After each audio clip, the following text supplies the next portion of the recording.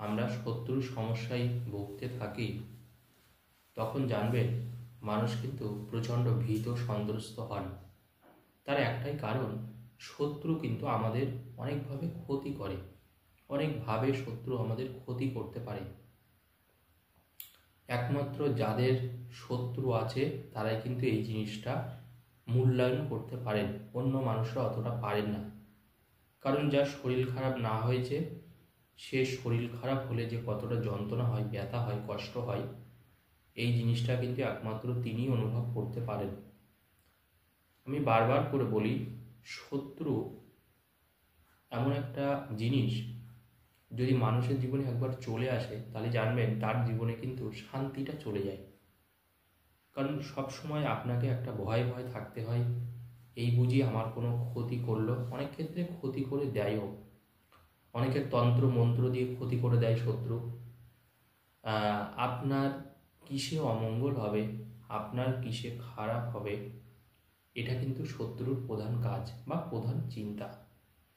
আপনার ক্ষতি, আপনার খারাপ কিছু হবে, এতে শত্রু প্রচণ্ড খুশি হয়, শত্রু ভীষণ আনন্দ পায়। তো এই যে শত্রুকে আজকে আমি একটা কাবু করতে হবে, শত্রুকে দমন করতে হবে, যাতে এই শত্রু কখনো আপনার কোনো ক্ষতি করতে না পারে, এবং এই শত্রুর দ্বারাই আপনি যাতে কখনো পীড়িত বোধ না করেন। অর্থাৎ আলটিমেটলি শত্রুকে এমন কিছু করে দাও যে সেই শত্রু আপনার পিছনে লাগবে না। কারণ আমি দেখেছি অনেকের কর্মস্থানে প্রচণ্ড শত্রু থাকে, প্রচণ্ড শত্রু। তো যার যার জানবেন এই কাজের জায়গায় শত্রু থাকে, কারণ জানবেন আমরা দিনের একটা বড় অংশ বা একটা বড় সময়, 8-10 ঘন্টা 12 ঘন্টা অনেক মানুষ কাজ করে, 14 ঘন্টা। এবার সেখানে যদি আপনার শত্রু থাকে বা আপনার ক্ষতি করার চেষ্টা করে, তাহলে কিন্তু কাজের পরিবেশটা নষ্ট হয়। কারণ যে কাজের সময় যে ফোকাসটা আপনি দেবেন বা যে তৎপরতার সাথে আপনি কাজটা করবেন, সেই কাজ কিন্তু প্রচণ্ডভাবে ক্ষতিগ্রস্ত হবে। অনেক ক্ষেত্রে দেখা যায় যে আপনার নামে এমনভাবে সমালোচনা করা হচ্ছে কর্মের জায়গায়, হয়তো আপনি যে কাজটা করেননি বা আপনি যে ভুলটা করেননি, তারও দায়টা আপনার উপরেই বর্তাচ্ছে। অর্থাৎ তার দায়ভারটা আপনি নিচ্ছেন। কাউকে কিছু না করেও আপনি কাজ করছেন, কষ্ট করে কাজ করছেন, সেখানেও কিন্তু আপনাকে কথা শুনতে হচ্ছে। অনেকের প্রতিবেশী শত্রু হয়, সেটা তো ভীষণভাবে মারাত্মক। আবার অনেক মানুষের দেখেছি আমি, বহু মানুষ দীর্ঘদিন থেকে কাজটা করে যাচ্ছে, তন্ত্র মন্ত্র দিয়ে ক্ষতি করেছে, তন্ত্র মন্ত্র দিয়ে ক্ষতি করেছে। এটাও কিন্তু ভীষণ সাংঘাতিক জিনিস, এই তন্ত্র মন্ত্র দিয়ে ক্ষতি করা। কারণ এই ক্ষতিটা যদি সাংঘাতিক হয়, সেই ক্ষেত্রে কিন্তু আপনার রোগ ব্যাধি সারবে না, এবং আপনি দেখবেন ভালোভাবে খেতে পারবেন না। অনেক মানুষ আছে দেখবেন ভালোভাবে খেতে পারে না। আপনার কোনো জ্যোতিষতান্ত্রিকের পরামর্শ নিতে পারেন, ডাক্তারবাবু কোনো রোগ ধরতে পারছেন না বা কোনো রোগ দেখছেনও না, কিন্তু আস্তে আস্তে শরীরটা আপনার শুকিয়ে যাচ্ছে,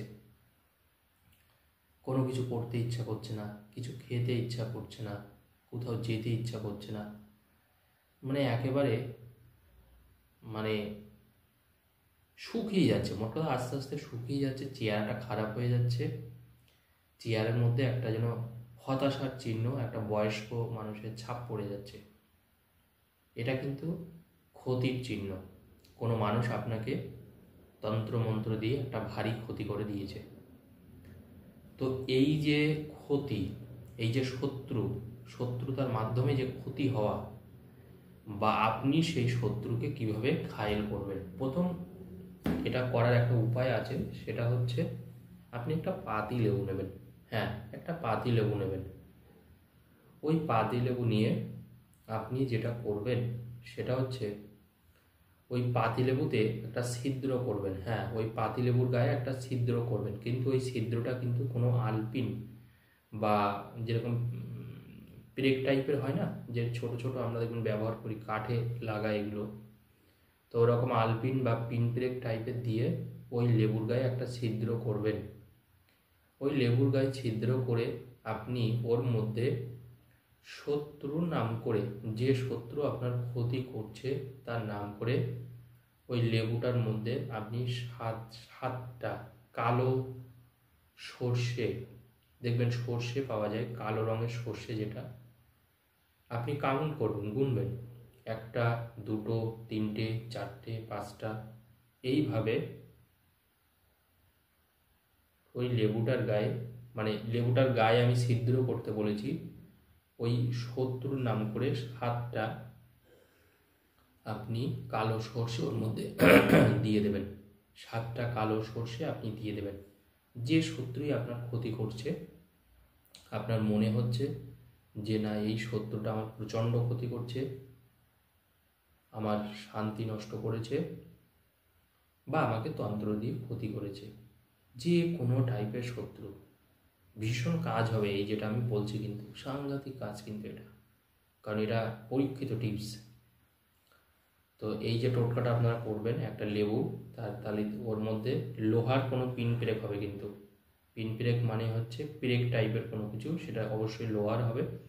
ওটাকে ছিদ্র করে শত্রুর নাম করে 7টা আপনি দিয়ে দেবেন। 7টা কালো সর্ষে দিয়ে দেবেন। দেওয়ার পরে ওই লেবুটাকে আপনি একটা লাল শালু, দেখবেন দশকর্মার দোকানে কিনতে পাওয়া যায়, ছোট্ট একটু লাল শালু আপনি কিনে নেবেন, রুমালের মতন সাইজ হবে, তার থেকে ছোট হলেও অসুবিধা নেই, যেহেতু আপনি একটা লেবু ভরবেন। ওই লাল শালুর মধ্যে করে ওই একটা লেবু আপনি ওর মধ্যে কিন্তু মনে রাখবেন কালো সর্ষেটা অবশ্যই থাকবে, এটা কিন্তু সব থেকে গুরুত্বপূর্ণ কথা, ওর মধ্যে কিন্তু কালো সর্ষেটা থাকবে। ওই কালো সর্ষে রেখে লেবুটাকে আপনি একটা লাল শালুর মধ্যে নেবেন, নিয়ে যে কোনো মাটিতে আপনি পুঁতে দিন। এবার আপনার বাড়ির দূরবর্তী স্থানেও আপনি পুঁতে দিতে পারেন, আপনার বাড়িতেও যদি কোনো মাটি থাকে সেখানেও পুঁতে দিতে পারেন, কোনো বাগানে পুঁতে দিতে পারেন, অথবা যারা মানে মাটি পাচ্ছেন না, বাড়িতে যদি কোনো টব থাকে, যে কোনো টব, দেখুন এখন তো মানুষ বাড়ির ছাদে ফুল গাছ, ফল গাছ অনেক কিছুই লাগায়, তো ওরকম কোনো টবে আপনি ওই লাল শালুটা, আর লাল শালুর মধ্যেই কিন্তু ওই লেবুটা থাকবে, ওই লেবুটা এবং লাল শালুটা সহ আপনি একটু মাটির মধ্যে ওইটাকে পুঁতে দিন। যে শত্রুর নাম করে আপনি এটা করবেন, সেই শত্রু একদম থাকবে না, সেই শত্রু, এইটুকু বলতে পারি, আপনার আর কখনো কোনোদিন ক্ষতি করতে পারবে না, এবং সেই শত্রু আপনার জীবন থেকে পুরোপুরি চলে যাবে। শত্রুর সমস্যা, মোট কথা, আপনারা থাকবে না। এটা কিন্তু পরীক্ষিত টোটকা, আপনারা করতে পারেন, আশা করি উপকার পাবেন। ধন্যবাদ।